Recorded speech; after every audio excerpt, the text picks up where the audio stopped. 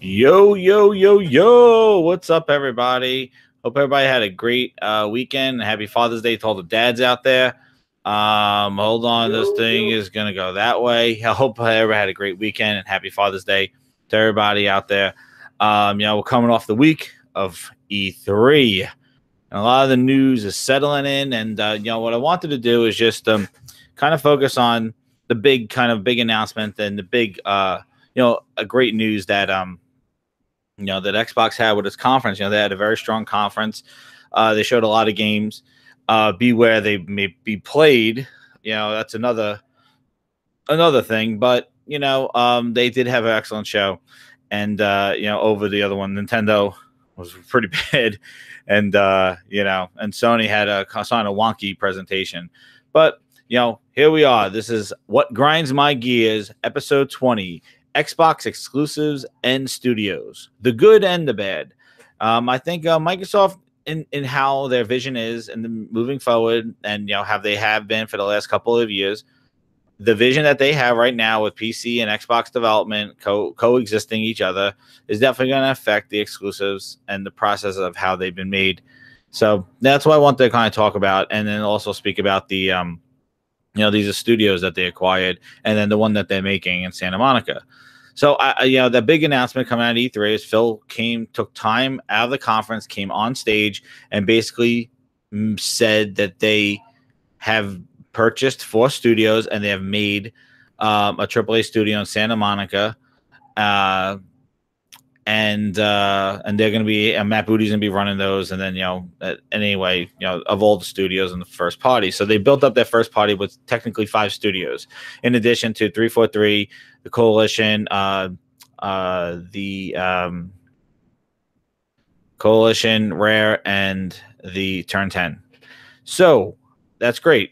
So they added those, and one of the perturbing things, as you heard in my first one of those quick rants that I had, basically was their announcement of a couple of mobile games and PC exclusive games, and it got me thinking, and also on how the rollout was with State of K2, and how and how CFD's rollout was, and even Quantum Break. This whole kind of PC, Xbox day one, Windows 10, Xbox day one, and then I'm thinking about. They have the Coalition working on a Gears Pop game, and then also them working on an exclusive PC Gears Tactics game that's not coming to Xbox. But Phil says everybody should be able to play these games, but they take the 35 or so million console owners and say, no, you can't play this. Boggles my mind. That's what frustrates me so much, like this mixed messaging of give us the games too and go elsewhere as well. Like, I don't understand why you keep poking your head around with all these other devices and other messages of global gaming and 2 billion gamers. And then, you leave the people on your console and pack the room in, and you leave them kind of standing out there. I don't understand that, but that was from my previous one that had some E3 questions. This one's more focusing on the studios. So what I wanted to speak about is, we had an excellent interview last week at Planet Xbox with the guys from Undead Labs. They're so cool. That was great insight. They were totally very down to earth, just speaking to us. It was Planet Xbox episode 48. Please go listen to it. One of the questions that Merc305, shout out to Merc, asked the devs was about this actual, this whole infrastructure. Like, how was it the developing for PC and for Xbox, and this kind of, this vision that Microsoft had? Because if you remember when Windows 10 was coming out, this whole UWP, basically it's a shell that devs would put on their games so that they could run across the family of Microsoft devices. And at the time, it included even Windows Phone. But that's gone. But you would basically take a game, you would develop a PC, put it in this UWP shell, and the game would easily be kind of mapped to Xbox Store and to Windows 10 Store. And you would not have to do a lot of the things that devs would typically have to do between the two platforms, and control support and things like that. But what's interesting, the question that he asked was, how was it working for, how is it developing for PC and Xbox on console, and is it that how does that work? And to my fear, he basically said that multi-platform development it's a lot more work. And right as soon as he said that, I was like, yep, I assume that. And he was saying like it had to go with assets. He's made out art assets, and if you make something at a higher resolution, you have to downscale that resolution when you go put it on other platforms, PlayStation 4, Xbox. You develop it in the highest fidelity you can because you have unlimited power. He said on a PC, you have unlimited resourcing, and then you have to scale it down. Whereas if you were just focusing on a console, now he didn't say this, but if you focus on a console, you have a closed system, a controlled environment. But he then goes on to explain how the PC is limitless, and you could do, and so when you have to load a resolution, it could affect your assets, and it's a lot more work. It's double work. And that kind of goes into my whole thing with these studios that Microsoft has purchased, and the games that output with them, and the Crackdown 3 delay, and the games that were canceled, and the studios that were closed, and all this stuff. And it goes back to what I was saying, in that it's really challenging that the whole console purpose of a console existence is not the forefront of it's not the forefront of their development. The console should be pushing the envelope. The console should be a closed environment, a static environment that has no variability, that the developers could utilize to the max. And with Microsoft's vision, they don't see the console as that primary focal point. Instead, it's more about the gamer and where they can play. And I mentioned it so many times about being compromised and all this other stuff, that with this vision of reaching 2 billion gamers, what do these games look like? So when we got studios now, and first party studios nonetheless, and Microsoft's vision of PC and Xbox and mobile, there's a lot of questions coming up as to what kind of games will these guys make. In addition, just like they're not afraid of having a coalition work on a mobile game. And yeah, it's not taking away from Gears 5, but there is a priority shift there. Why can't they make a second game for the console while making another one? Hence Last of Us, Naughty Dog, and Naughty Dog with Last of Us and Uncharted, even with Horizon and Killzone. Like, why can't we why is the console not the focus of your development studios? Because they have this vision, and this vision that they have is really going to affect the future of gaming for Microsoft and for what their vision is. And whereas the other competition is focusing on the closed platform, developing for that system, Microsoft is here developing for an unlimited system, a PC, and having that ported over to their console. On top of that, we got now them talking about a new console. They could come out with a new console. They're not leaving the console space. They will keep making it as a way to get people to be engaged on TV. But the problem is they could put, just like how much they put in the X, they could put tons of power in there, and that just means your PC port will look better. But there's nobody out there that is going to make a game specifically for that console and maximize the power and the architecture of that machine. And that is where I have a problem with it. And it really changes everything, and it affects the type of games, what Microsoft's going to greenlight. What are they going to do? And they could come out with as many things as they want. They could come out with as many consoles as they want. It's just, how can you get excited for a console when you know it's just going to be a port device? And that's how Microsoft is going to utilize it as, because they are focusing on PC development with moving stuff over to console. They're not targeting the hardware that they're shipping. So when you have a game, and keep saying it, but they're excellent examples, those Horizon and God of War, there's reasons why those games look the most amazing console games, because those games were built from the ground up with the hardware that was not moving, a static closed environment. And I'm just wondering, we'll get good looking games. I'm not saying from these studios we're not going to get good looking games. We will. But they're going to look better on PC, probably. Run better on PC, probably. It just would be nice to know exclusives matter. And I say exclusives matter in the fact that they do matter because they are supposedly taking advantage of the hardware, not for list wars and not for ha ha ha. They matter because they are supposed to utilize the hardware to its max.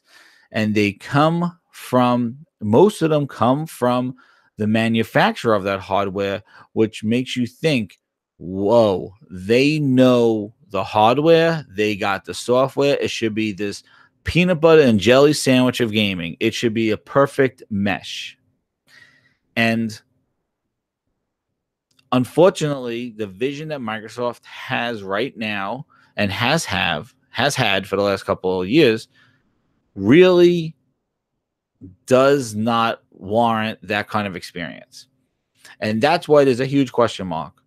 So, like I said before, I'm excited for Microsoft and gaming's and continuing of the Halo franchise and Gears of War franchises, but I'm probably not necessarily going to be playing them on any Xbox anytime soon, nor in the future, because I'll probably play them on a PC, because that's where they're being developed for. And right now, if you will play an Xbox or you want to purchase an Xbox in the future, the next one, Xbox, like the Scarlet or whatever they're going to have, it is not going to be, oh my goodness, I can't wait to see the games on this machine. It's going to be like, I prefer to play over this in this type of environment, because it's a preference device now. It's not a necessity. And I know gaming as an essential is not a necessity, but when you have something that's desirable because there's content that's made on the ground up for that, like every other Netflix, Amazon, all those other places have exclusive content, you have to look at the box and go, well, there's no technically exclusive content for this box. Nobody's really making games for this box. They're just being ported over from PC to the console. And that's their vision. And with these studios, we will see if that is going to happen. So, I wanted to keep this short, and I just say the good and the bad. But, the great is that they're building their first party. And, they needed to in a long time. They needed to build their first party. And in fact, it came out on stage, and E3 really was a testament that, we're in gaming, was gaming serious here. We're not leaving gaming. And they need to do what they need to do. And I'm glad that they're spending money, because that was the biggest thing.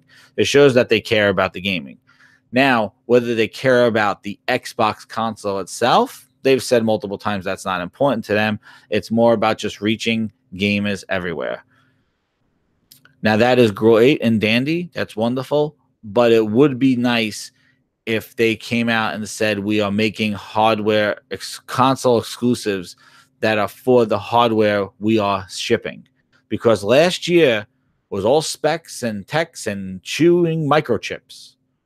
All that 6 teraflops of power and all this other stuff. And right now, it's just brute forcing it. Nothing's being custom made for it, because first off, they lost the mind share of developers. And secondly, that console is not being utilized by them themselves. And you can't depend on third party to maximize the power of your console.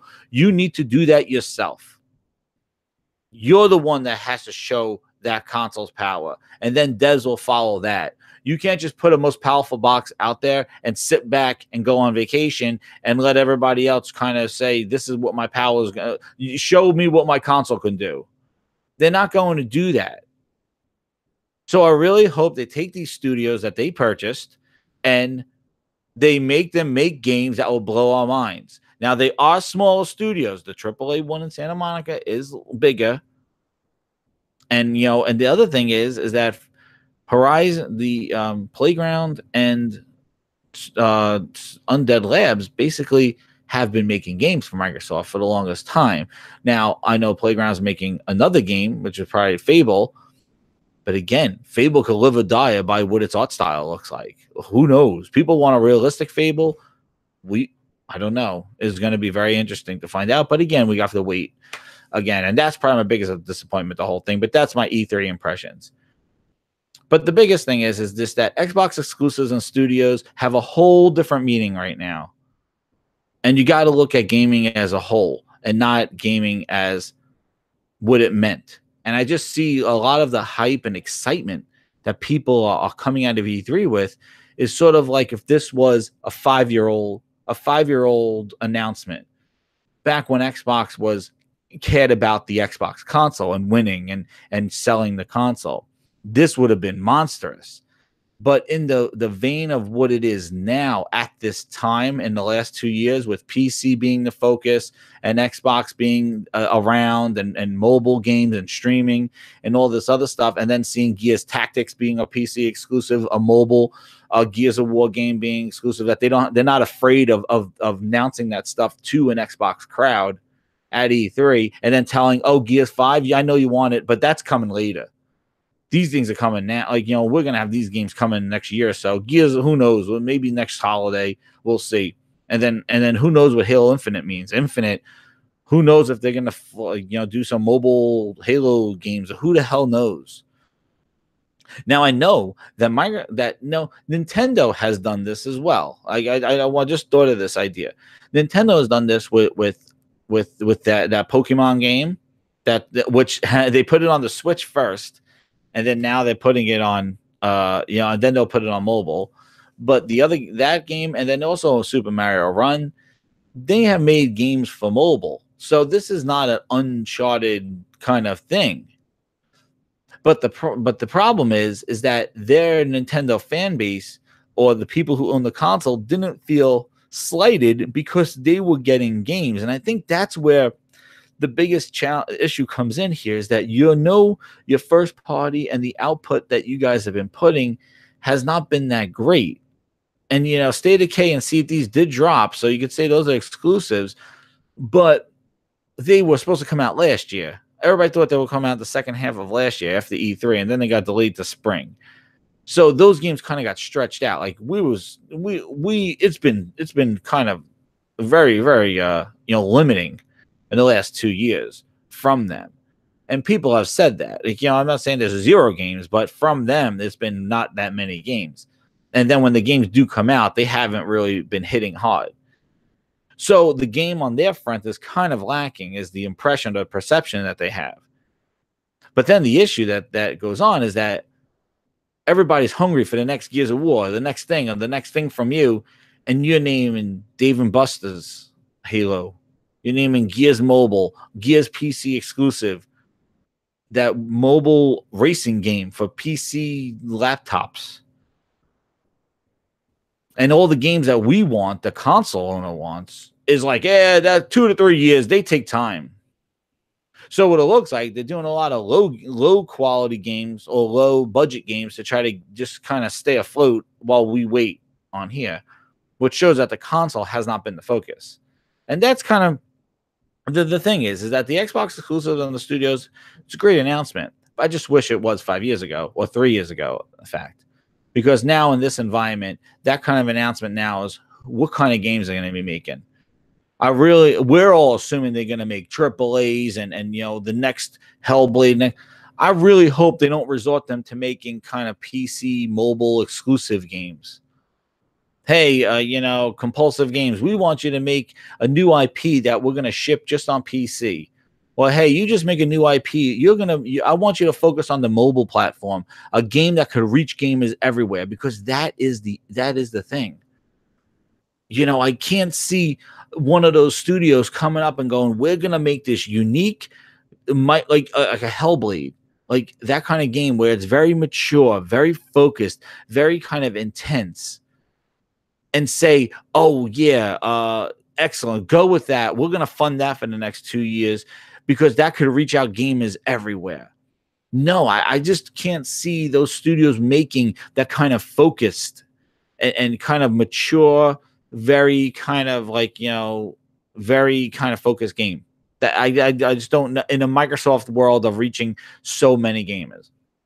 But we will see. But those are the questions I have. And, it could be bad. It could be seen. The bad where I see it is that it is unfortunate that the console is not getting exclusives for itself and not for bragging rights, but to show the power of it's not even getting console exclusives for the X or even the S. But if you're going to come out with the next console, you better make sure that you have console exclusives so the developers could focus on the architecture of the hardware so people could get something special who own that hardware.